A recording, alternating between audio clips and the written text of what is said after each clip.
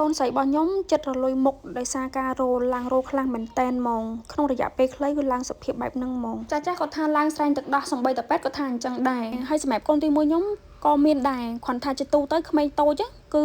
10នាក់គឺមាន8ទៅ9នាក់ដែលគាត់ឡើងបែបហ្នឹងដែរគ្រាន់តែថាការឡើងហ្នឹងគឺមានតិចច្រើនទៅតាមហ្នឹងបើសម្រាប់កូនស្រីខ្ញុំហ្នឹងគឺឡើងលឿនខ្លាំងមែនតើដោយសារគាត់អាសាទៅដុសដៃដល់ពេលអញ្ចឹងគឺឡើងរោលពេញមុខហើយសម្រាប់នេះគឺខ្ញុំបានស្គាល់អ្នកគ្រូពេទ្យក៏ឲ្យខាងគាត់ recommend ជួយណែនាំអីអញ្ចឹងគាត់ក៏ណែនាំប្រភេទគ្រីមនេះទៅខ្ញុំចាប់ផ្ដើមលាបឲ្យគាត់ហ្មងដោយសារកូនគាត់តែឡើងរោលអញ្ចឹងដែរហើយគាត់ពេទ្យស្រាប់អញ្ចឹងណាខ្ញុំក៏សាកមកប្រើជាមួយនឹងប្រភេទគ្រីមហ្នឹងទៅចាហើយបងៗគឺ result best មែនតើសម្រាប់កូនខ្ញុំលាបមួយថ្ងៃ2ដងហើយលាបរៀងរាល់ពេលព្រឹកហើយនិងពេលល្ងាច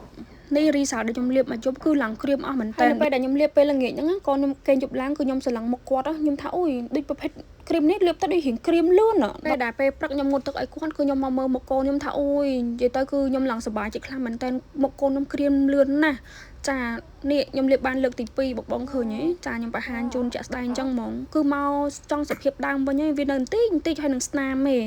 ហើយនេះគឺខ្ញុំប្រើបាន3ដងគឺសម្រាប់មុខគាត់រោលហ្នឹងគឺឡើងជាអស់លីងវានៅសល់តែស្នាមបង